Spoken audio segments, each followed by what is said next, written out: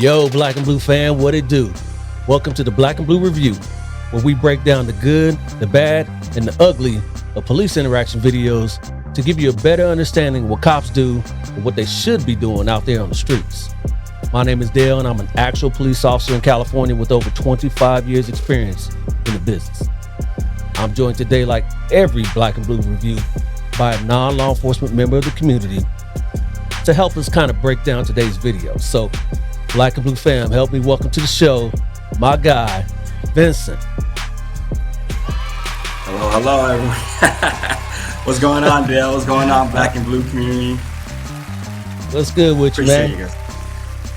Good, man. Everything's great. You know, we do this on a Sunday, so I got my Raiders jersey on for, our NFL Sunday before we kick off Sunday football. I want to, appreciate you for allowing me to be up here and, join you in doing an amazing podcast that you have going on.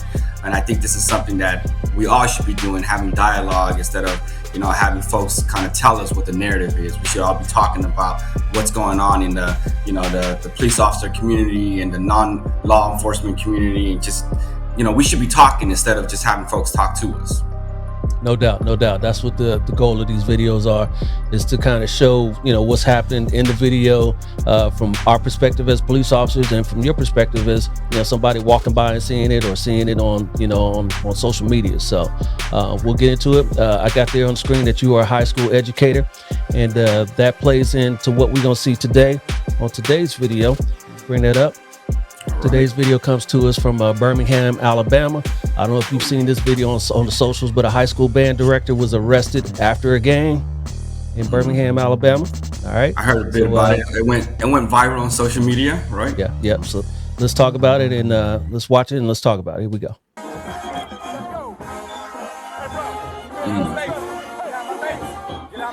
right, so what we got here is let me start off here, pause this a little bit. This is after a high school football game, and this band director is still leading the band and playing some songs here. I don't know if they're playing their final song or what have you, but the police are asking them, hey, let's stop this. We're trying to clear out the stadium, and here's what ensues.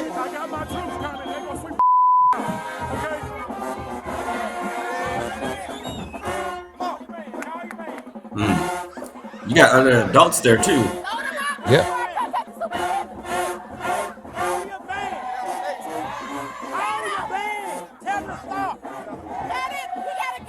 There's instruction. You got other people telling him that he has to go. Yeah. So they telling him, hey, we gotta go. He's like, yeah, I know. But I don't know if you saw one part. He said, hey, get out my face. Yeah, that's the first thing he said.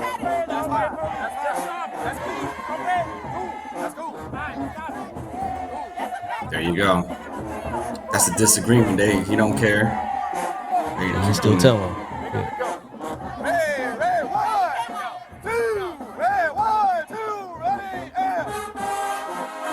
Whoa, that sounded like he was about to end it, but it's the opposite now.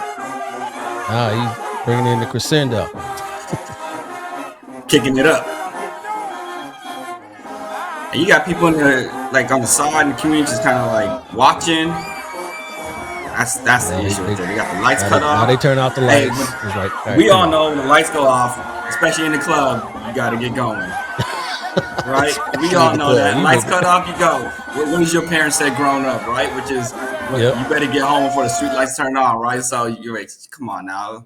I think that's the, everyone should know that. That's the marching band director. He's in the role of education too. And you can see the kids and everybody like whooping it up. That's all bad. Yeah, all bad. So they play their final song. It's over. And so he goes down towards the field area. Band's still up there in the stands. Wow. Cop goes down there. And here's what we got. Who are those are other security folks right there? Okay. I didn't see this part. That's crazy.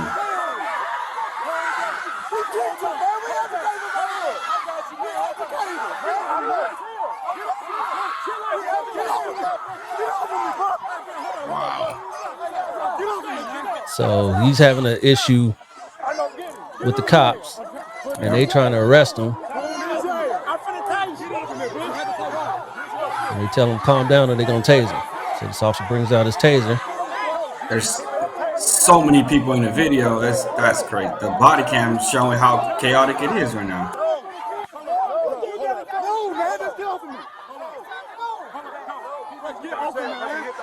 Man, all I hear is people saying what they want to happen, but nobody listens to each other. Yes. I did not swing an officer, man. Y'all grab me up. They said he swung. Did you see any swing? I didn't see any swing. I didn't see that. We can back that up, but I didn't see that in all that chaos. Yeah, it was too dark for us to even see when he got in there. So here's the officer with his taser. Taser. Mm-hmm. Tell him. He said, "Put your hands behind your back. Put your hands behind your back." And he tased him. So what he In front did of the there, kids. yes. So what he did there, a drive stun is where, I don't know if you know how a taser works, but it has the darts that shoot out. Well, that's a cartridge. You could take the cartridge out, and then there's still a little electric shock that you actually apply to the skin. So that's a drive stun. He took the cartridge out with the darts, and he just applied the electrical charge. Just to have him feel it? Okay. Yeah, to have him feel it. Sometimes it works, sometimes it doesn't. It didn't work, so now he actually put the cartridge in and he did actual darts. Okay.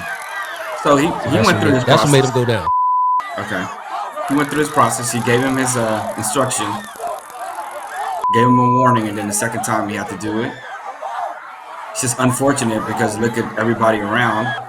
In this day and age, that's what our kids are doing nowadays. So I'll say this to everybody. You probably know this.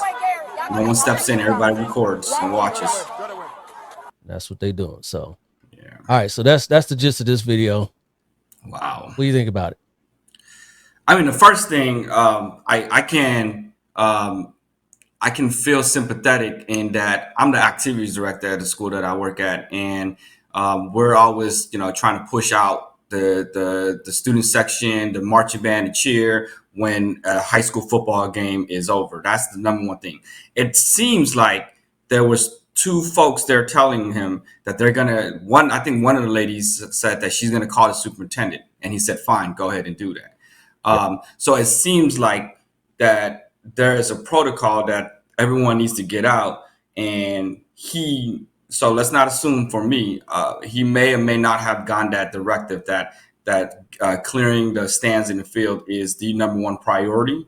So he may have said his priority is to make sure that the kids who are playing are going to feel appreciated. And I think that's the one thing that folks are probably not communicating. And I think that's the one thing that he's probably going to use as his response is, I'm here for the kids. I'm doing this, and they're playing their piece, and people are telling us to just cut it and just go, right? And all you're doing is you're creating more drama for the school sites, the principals, maybe even the school board members. When the parents said, my child was playing and they couldn't get 2 minutes to finish up their piece to leave, right? So I think that's going to be his response. I would assume so. But more importantly, he's in the middle of it all, and he's doing that. I think the area that I would differ in, maybe because I am more of a kind of like middle manager, and I can tell the band director, the cheer coach, and so on that we got to go cut it and so on. Right. Is when folks who are in charge of safety and telling us that this is the protocol, you got to do that. You got to listen to them, because in 2023, with so much going on and everybody complaining about how this person or that person is not doing their job, and that's the reason why it resulted in a situation getting worse, right, and sometimes even borderline fatal. You have to listen to those who have a role in making sure that there's safety procedures that need to be followed. And so I guess what's missing here is we saw so many people around. We saw so many people still kind of just grooving with the band, and then some people yelling at him like, you need to cut. Where's the middle person that can jump in and say, hey, I think we should go? the lights just cut off. And I know I made a joke about how, in the club, when the lights turn off, you got to roll out, right? That line that every Yeah. DJ says, which is, you ain't got Yeah. to go home, but you got to get But you got out to of get here, the hell right? up out of here. Yep. Everybody knows that, like, when the lights is off, like, the show is over. And he kept going. And I think that's where it's going to work against him, because that's an ultimate evidence or proof that defiance was already started. And I thought when he did the whole two, and it sounded Yeah. like 3, 2, 1, No, done, that's right? And that's it's like, ramping it turn up. up, Yeah. yep, turn up. Crescendo And right there. Yeah. so when he did that part, here's my take in the role that I am in education. He just endangered the students who are playing.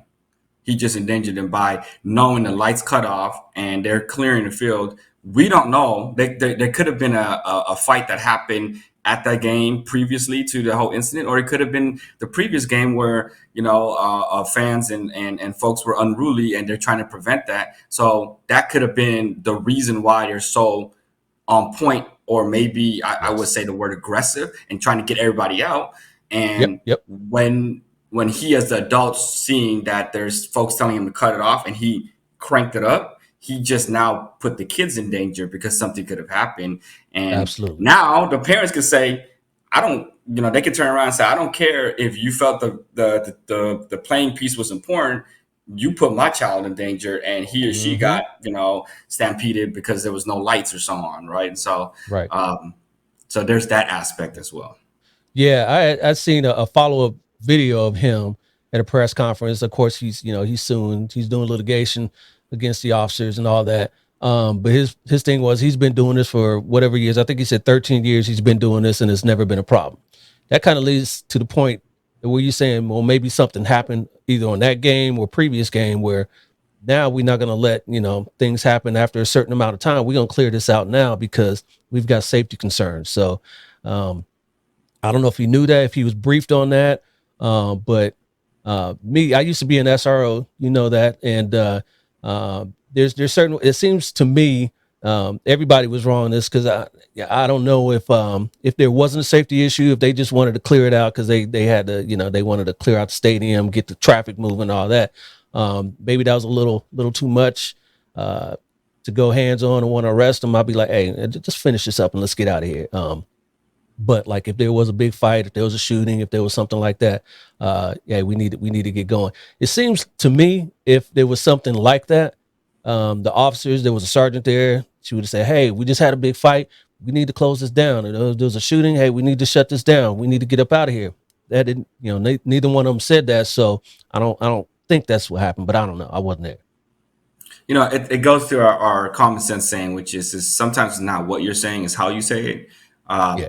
And we saw the video when it started off. The first thing he responded with to the officer was, "Get out of my face." Get out my face. Yep. So automatically it was antagonistic between him and the police officer. There may have been an incident that happened before where the police officer probably did something to make him feel like he needed to kind of push back.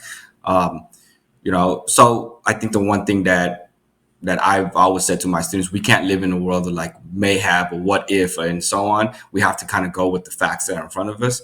And I think the reality and the facts that are in front of us is there's a police officer, a person in a position of authority saying we got to clear out. And you, as the person of authority for the students, need to kind of work with that person.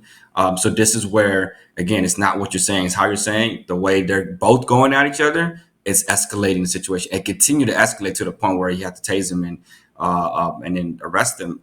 That's where a lot of times folks need to realize that whatever they're doing at the very moment, it's always, it goes back to, why is there policy and procedures in place? There's people who go into the rooms and they sit in those boring meetings and they hash out so many different rules and policy and procedure. And it almost seems like it's just extra red tape. But those extra red tapes is supposed to protect you. And an example is if the female officer said, I'm going to call the superintendent, and you're cutting, he said, that's fine. I think at that point, they could have walked away and said, we are going to call the superintendent and we're going to wait for him to finish. And we're going to even just shoot this video showing that lights turned off and he's still doing this. And then he will be reprimanded later on in that sense. but the emotions get into it, right? Yeah. They got their emotions in. Let's just call it. Let's keep it real on that. The police officers got their feelings hurt because they were like, "Oh, this guy's not listening to us, and he's telling us what we should be doing. So we're gonna let him know I ain't the one." So Yeah. and so they especially the officer Yeah. that was really involved. You had to go down there and do all that. Again, I worked the high school football game. We have a really large high school, and we have our school district officers, and we also have our city police officers there too.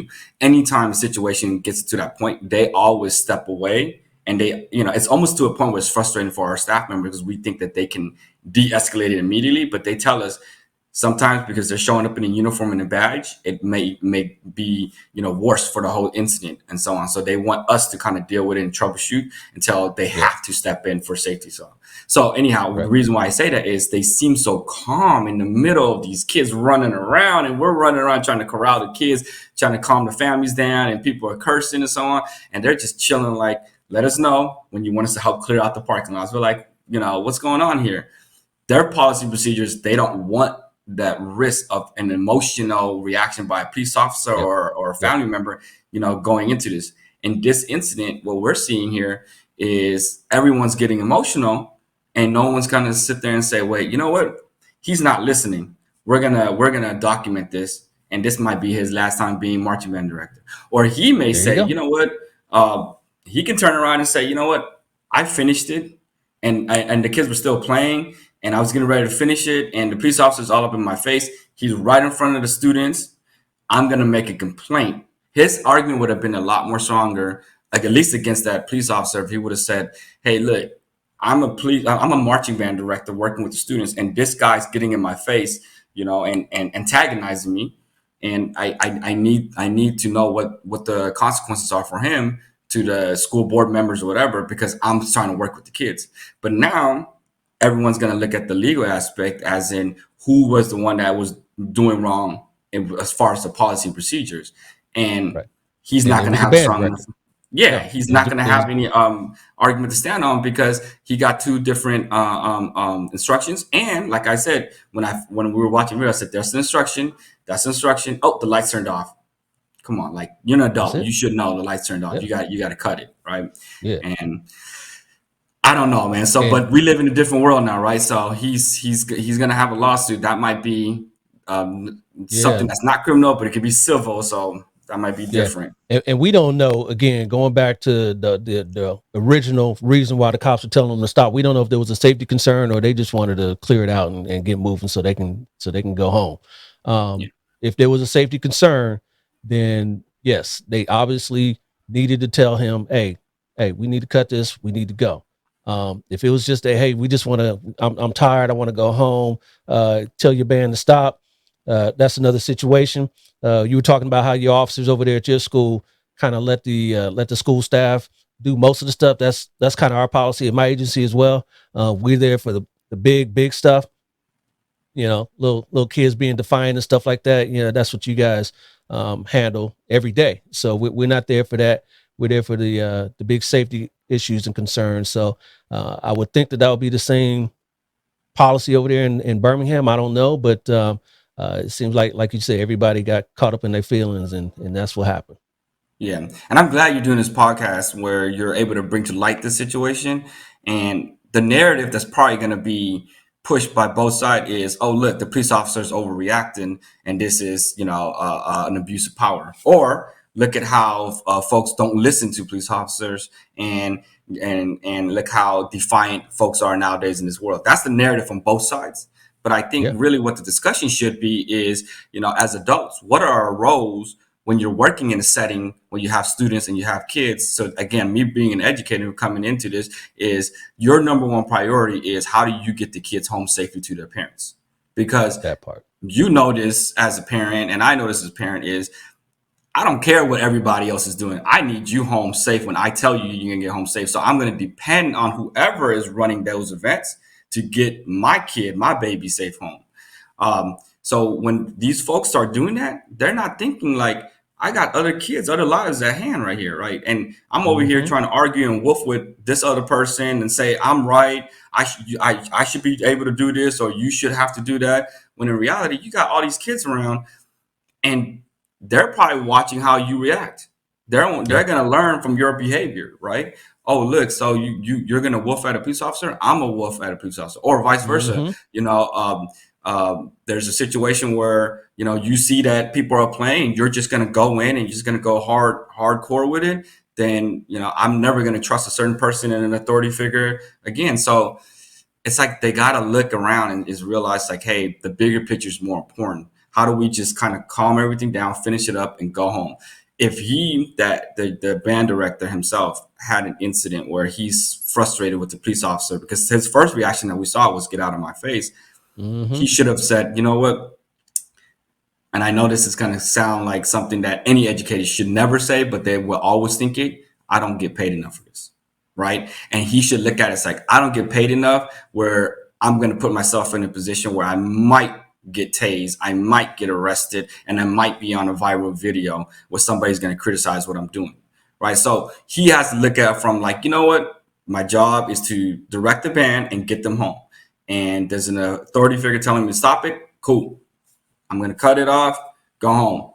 Because you're not going to get paid extra money for finishing up that song, right? No one's going to say, good job. Like, here's a $500 stipend, good job. Like, no, like, just say, you know what? And then you tell the kids, explain to them, like, man, I'm frustrated. Dude came up to me and said, cut off. I had to do it, guys. I just need you guys to get home. And I think that's the bigger picture that people need to get across, and just realize that you working with other kids, you're working with other lives that you're in charge of. Exactly. We'll make it up on the next game, guys. Hey, we'll play that song on the next one. Hey, we'll turn it up a little bit more during the next game. So there's ways that can appease the kids if they felt like they really need to do that piece and they're cut off. So, hey, brother, hey man, I appreciate you coming on for this video here, man, and lending your perspective as an educator and what should be done on that end of the spectrum. And I really appreciate you, bro. Thank you, Dale. I appreciate you too. And hey, man, I don't appreciate that Raiders jersey though, but hey man, true Raiders fans are still around, even though we're not looking too good as a team. No doubt. Hey, my Niners, we lost 2 in a row, so hey, maybe we can get off of that this weekend. Yeah, you guys dumped Jimmy G off to us, but we'll take him. Yeah, I ain't got no choice. So, all right, bro, man, I'll talk to you, fam. All right, sure. All right. Later.